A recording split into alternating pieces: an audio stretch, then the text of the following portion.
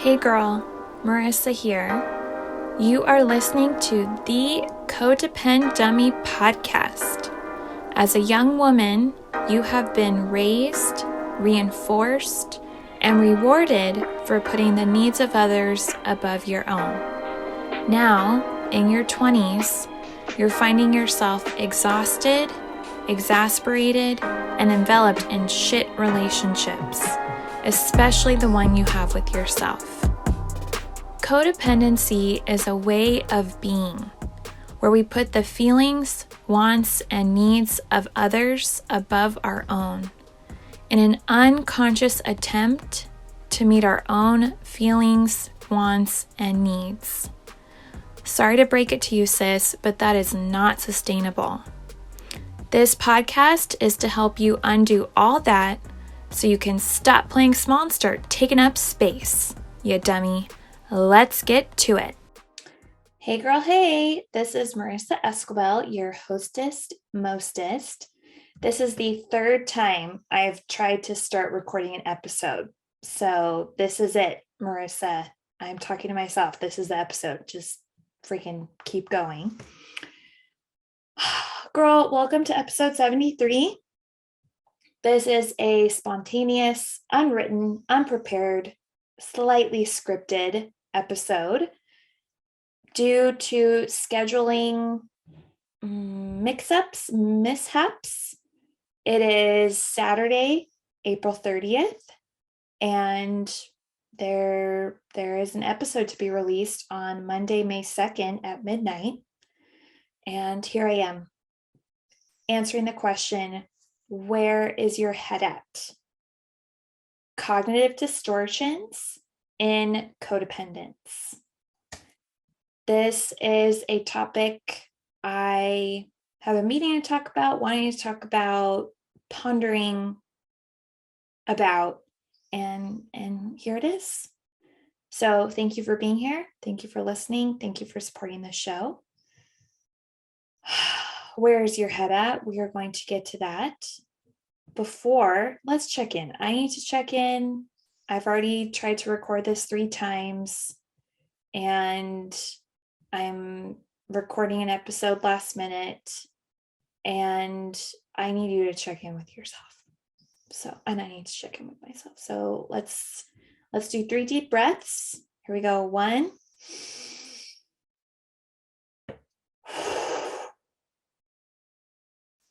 2,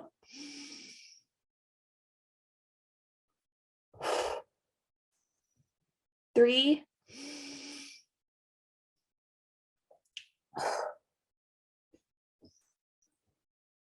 checking in with yourself. I'm also recording at home so I can hear my parents. How are you feeling? What mood are you in?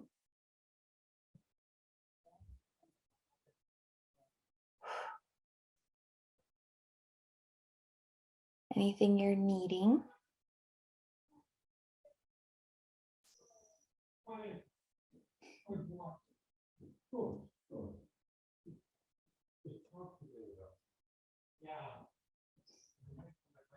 Just slowing down and listening to the background. And bringing presence and focus, attention to your feet. Just sensing where your feet are planted. If you're sitting, sensing your butt in the chair. Noticing your hands, your chest, anywhere of your face, your senses, what you can see, hear, taste, touch, and smell.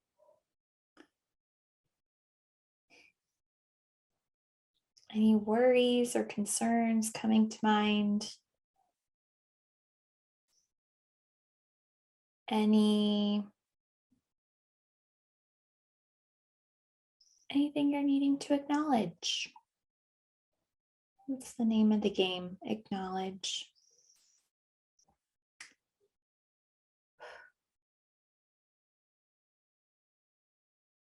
I need to acknowledge my worry that this episode will not be good because it's last minute and there's all this background noise.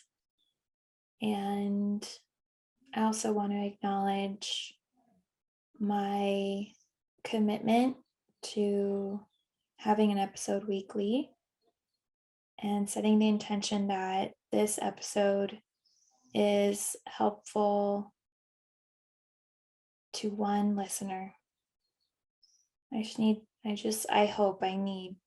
need to hope that it helps one of you. There you go. All right, checking complete. Keep checking in with yourself. Let's transition to today's topic. Where is your head at? Cognitive distortions and codependence. What are cognitive distortions? Somewhat indicated in the word itself, cognitive, cognition, your thoughts, your thinking, and distortions are thus distorted, off,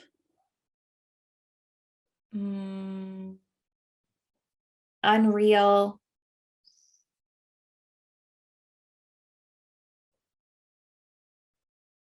let's look at the definition. A cognitive distortion is an exaggerated or irrational thought pattern it's either involved in the onset or the perpetuation of psychopathological states.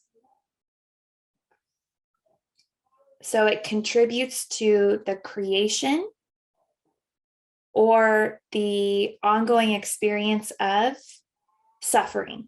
Psychopathology is suffering, is detrimental, destructive pathos of the psyche state, like depression, like anxiety, like codependency. We are looking at the cognitive distortions, the thoughts that are exaggerated and irrational, involved in the onset of our codependency and the perpetuation, the continuation of our codependency. They are our thoughts that tend to cause us to perceive reality inaccurately, right? A distorted view. So sometimes glasses can distort what we're seeing. Sometimes not having glasses, our vision itself is distorted. I remember growing up, I would put my parents' glasses on, probably modeling and wanting to be and look like them. I'd put them on and I couldn't see anything. I could not see reality clearly. And so for codependents, we do tend to view the world. We do tend to interact with others with a pair of codependent lenses all already on, right? Codependency, as I have defined it, is a way of being where we prioritize the thoughts, feelings, and needs of others above our own, in an unconscious attempt to fulfill our own thoughts, feelings, and needs. So we don't even realize it. And yet you likely put on a pair of codependent glasses, a pair of codependent lenses when you were younger, and you've gotten so used to it, you don't realize that you're wearing a pair of glasses. You actually can get a new prescription. You can take them off. You can close your eyes. That is what I hope to provide you today, to understand where your head is at when your thinking is off and how you can potentially think in other ways. Cognitive distortions, the concept comes from CBT, cognitive behavioral therapy. I would argue CBT is one of the more widely known forms of therapy. It's definitely the form that I learned about most when I was in graduate school. It's arguably one of the more modern and recent types of theories. So older theories, I would have you think about Freud. His theory started in the early 1900s. Carl Jung, Alfred Adler, Adlerian therapy, Jungian therapy, Freudian therapy. That was our early 1900s, like late 1800s, early 1900s. And CBT was created, theorized, the treatment protocol was put together much more recently. And in CBT, some of the core principles, I'm going to discuss 3. So the first is that our problems, our mental problems, our psychological problems are based in part on faulty or unhelpful ways of thinking. 2, mental problems, psychological problems are based in part on learned patterns of unhelpful behavior, on how we act, right? Cognitive behavioral. There's 1 and 2. And 3, people suffering from mental problems, from mental health issues, can learn better ways of coping with them. We can learn better ways of coping with them, thereby relieving our symptoms and becoming more effective in our life. So those are 3 core principles to CBT. There are many other principles that we will talk about in another episode, and yet just as a foundation to build on. Now I'm going to discuss 13 cognitive distortions. So think of these as 13 lenses, 13 pairs of glasses that CBT has identified as unhelpful, unhealthy types of thinking. In some CBT literature, there are 12 main cognitive distortions. In other papers and research, they reference 15.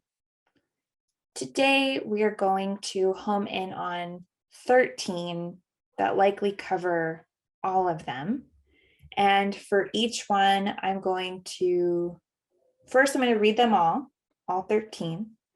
Then I'm going to provide the definition for each one and give you a short example of how a codependent likely identifies with using that distortion, likely from my own experience.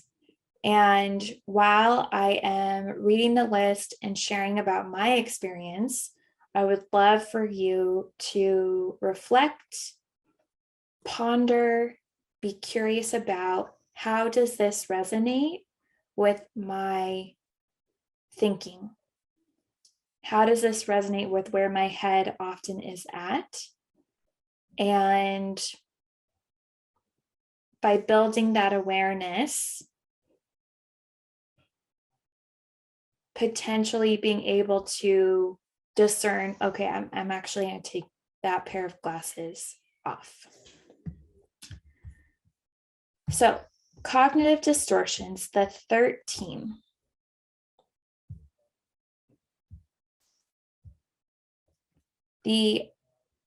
Let's do all 13. So, first, number 1, magnification.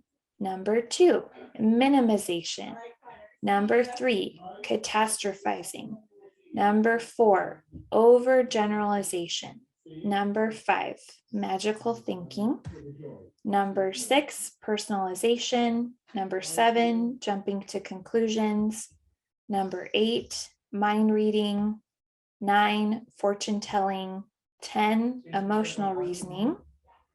11, disqualifying the positive. 12, should statements. And 13, all or nothing thinking.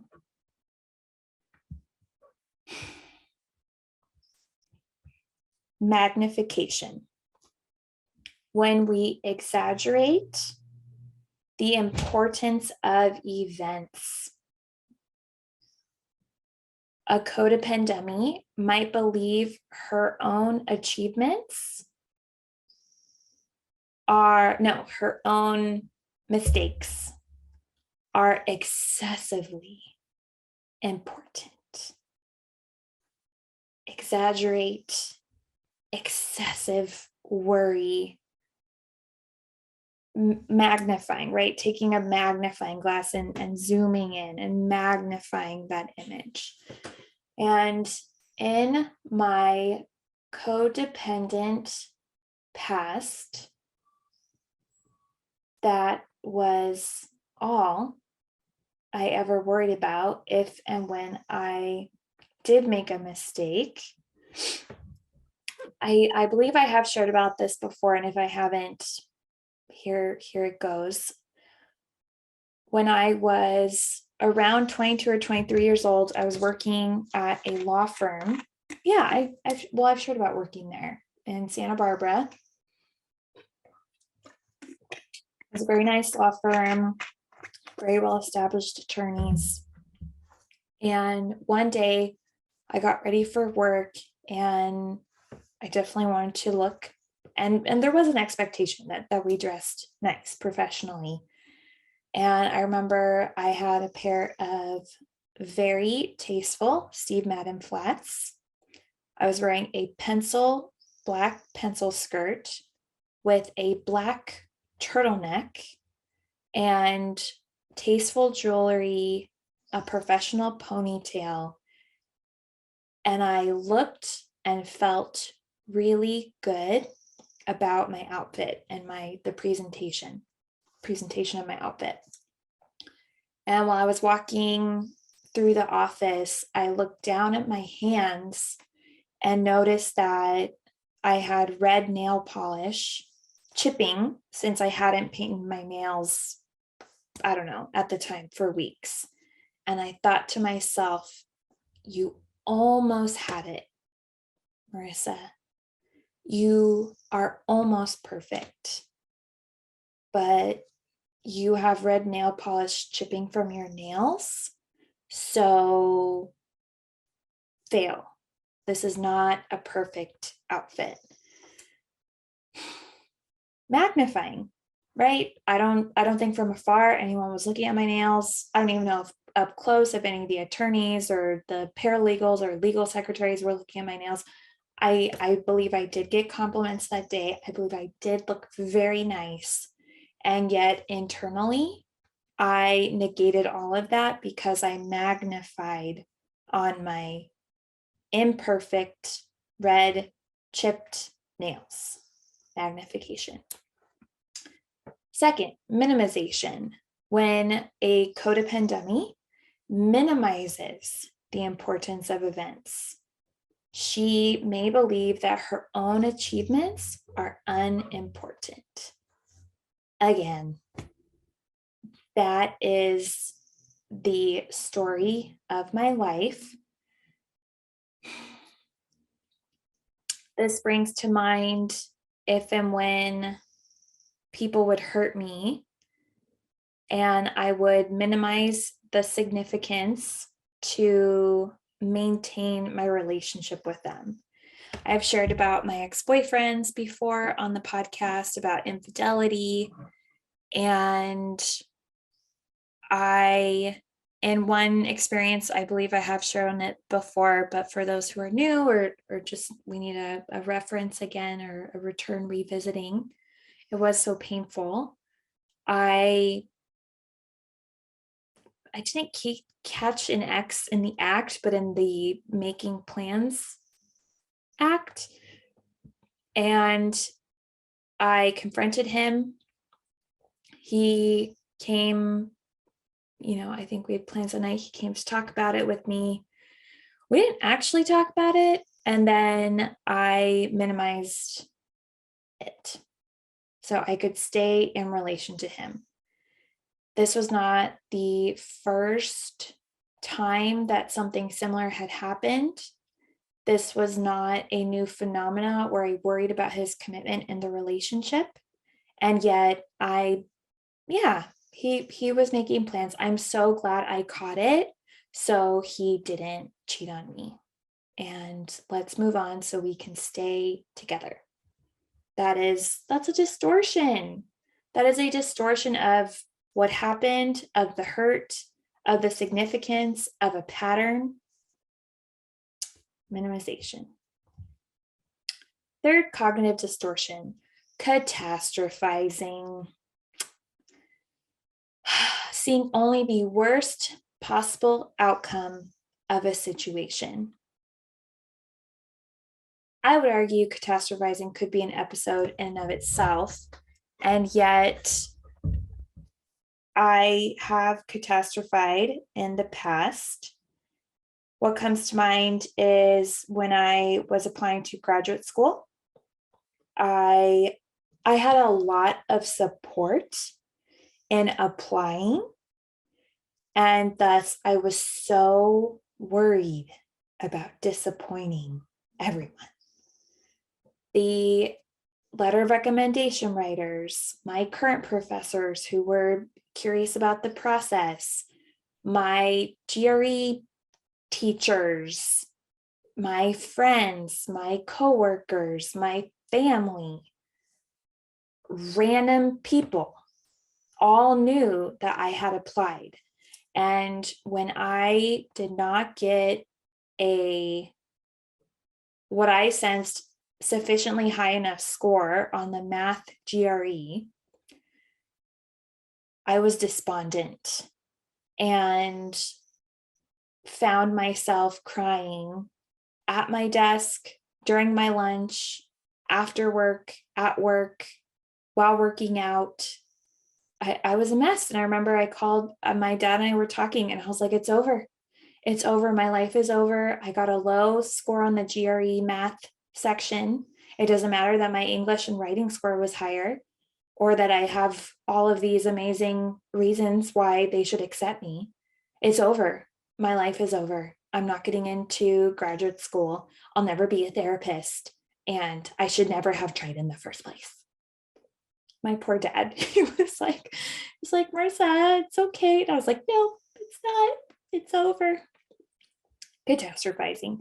And also, if and when you do catastrophize, what is underneath that? And I referenced all the people who knew, because being codependent, I was so unconsciously conscious of them. I didn't know I was terrified of disappointing everyone.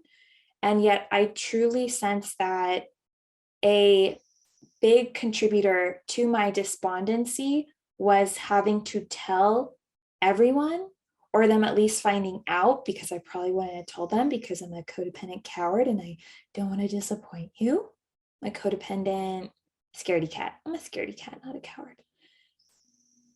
I couldn't, right? They believe in me, they're supporting me, they know me, right? And if I failed to get in, they would see me as a failure, and I couldn't have that. Catastrophizing. Next, overgeneralization. Codependents make broad interpretations from a single or few events.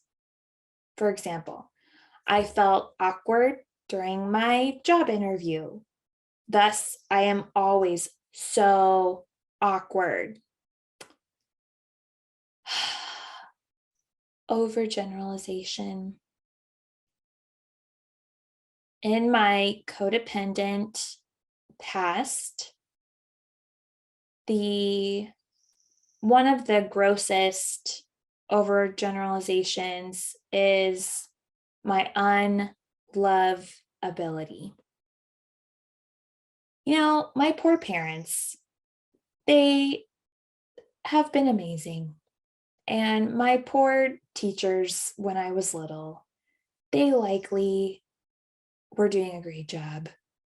And yet, due to a single or a few events, this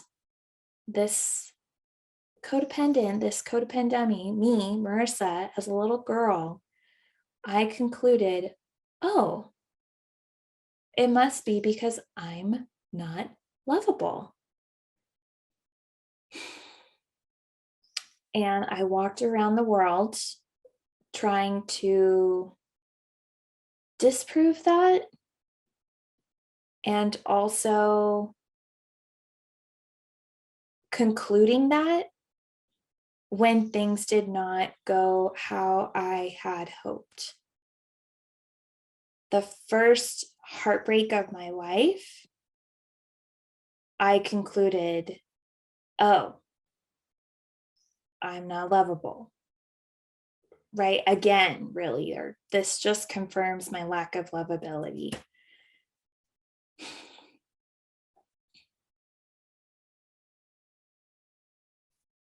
And most codependents, we have these overgeneralizations, these broad interpretations to life, right? Lacking, worth, being unlovable, I'm invisible, I don't matter. Excuse me. I can't have needs. Anger is to be avoided at all costs in myself and in others, etc. So yeah, where do you sense you overgeneralize? Next, magical thinking. The belief that acts will influence unrelated situations. I'm a good person. For example, I'm a good person. Bad things shouldn't happen to me. I still do that. I still do that. I'm a good person. This shouldn't happen. Magical codependent thinking. In high school and even in middle school, I will lose weight. I will, right? I'm adding thoughts, but the motive seemed to be, I will lose weight. I will be smaller. I will achieve a smaller body. I will be more like my twin sister, my beautiful, gorgeous twin sister. And my crush will fall in love with me. That's magical thinking. That is belief that acts will influence unrelated situations. Oh my gosh, I did that all the time. I have been so nice to people. I have sacrificed so much in hopes that I will be rewarded. Directly, indirectly, implicitly, explicitly. How are you engaging in magical thinking currently? Next, personalization. The belief that one is responsible for events outside of their own control. For example, my mom is always upset. She would be fine if I did more to help her. This just happened recently, and I shared about it with a guest who's coming on. I think I even mentioned in a recent episode, there was an interaction between two adult men in a group I was attending, a meeting I was attending that was contentious. There was tension. There were maybe 10 to 12 people total, so two of them. And while they were engaging in their disagreement, I felt like a moth to a flame. And I was anxious. I was worried about one of them in particular leaving the meeting and never coming back. I was concerned how this tension was negatively impacting him. I wanted to intervene. I wanted to say stop. Part of me even thought about afterwards complaining or like providing constructive feedback to one of them when neither of them have asked for it. Personalization, there's conflict. I should do what I can to stop it, to address it. yeah, even, oh my gosh, it just happens. It happens. It doesn't happen as much. And yet, yeah, conflict. Some people walk away, some people get up, some people pull out their phone. I do some of those things, and also part of me wants to interject, to intervene, to be the peacemaker and say, whoa, whoa, whoa, everybody. What's going on? Give a talking stick, you get a talking stick. So, be calm. And I do feel a sense of responsibility if I don't address it, which is not sustainable. So, personalization. Excuse me, next one, jumping to conclusions. Jumping to conclusions. Interpreting the meaning of a situation with little or no evidence.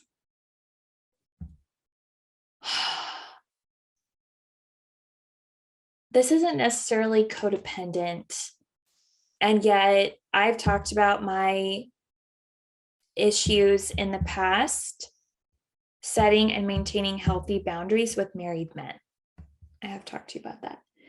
And recently I was in a group chat with a bunch of people, maybe 10.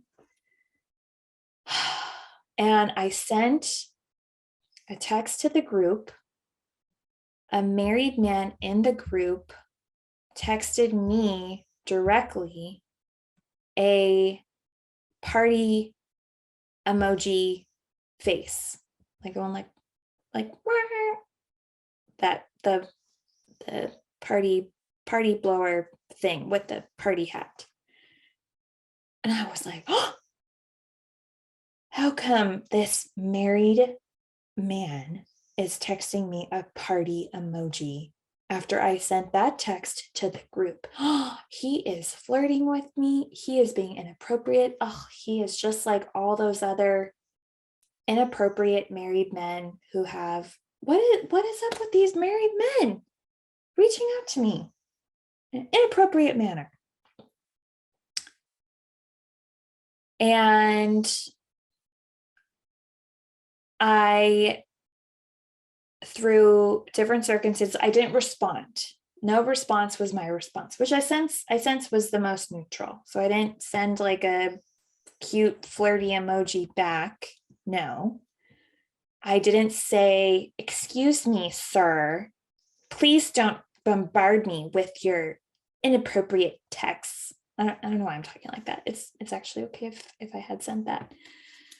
What I did do was intentionally not respond. So I didn't respond. And then in the text group, something happened where I believe I texted the group again, and he responded to me again directly. But it was his response to the entire group. So I was able to find out, oh, he's texting everyone. He likely just has a setting on his phone that hasn't caught up with the reality of group text on iPhones, where his group message needs to be set to go to the group. So he wasn't flirting with me inappropriately. And yet I had little or no evidence and was all hot, not all hot and bothered, but kind of hot and bothered, a little, like a medium heat and curious, as opposed to hot and bothered about the situation. And we codependents, we do this all the time, where we jump to conclusions about how others are feeling about us, how they are perceiving us, how we are being perceived by them negatively all the time. That was an example that wasn't very codependent laden, but off the cuff episode. Couple more. Mind reading. Interpreting the thoughts and beliefs of others without adequate evidence. For example, he would not go out on a date with me. He probably thinks I'm ugly.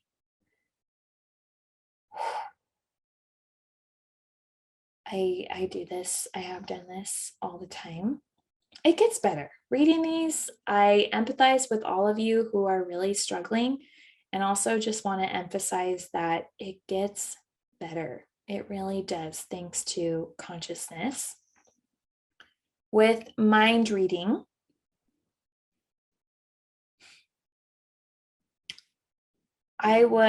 what comes to mind is all the times I really felt watched, observed, and judged by my high school teachers and college professors in class,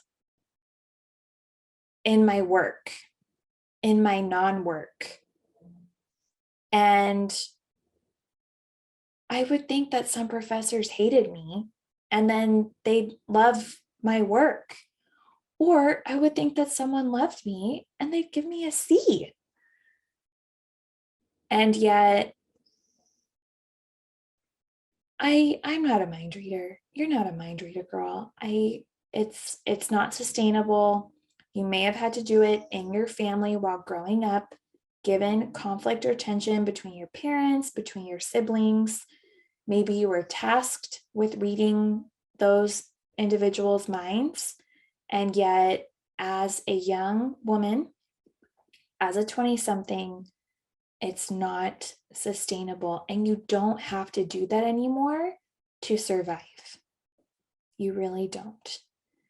And oh my gosh, how many times have you been proven wrong about your assumptions? Yes, there are few times that you have been right, which likely stick out in your memory, and yet you are terrible. You are not psychic.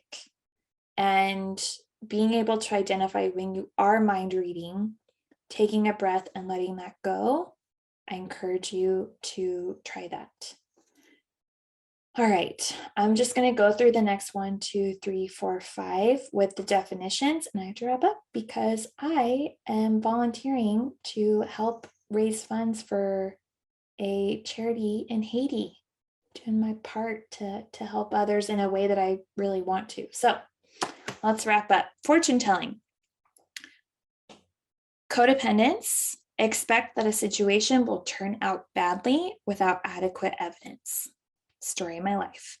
Emotional reasoning.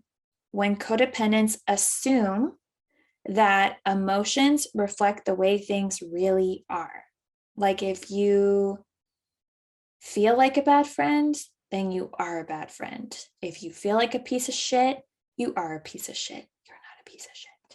Disqualifying the positive. Codependents recognize only the negative aspects of a situation while ignoring the positive, somewhat like minimizing.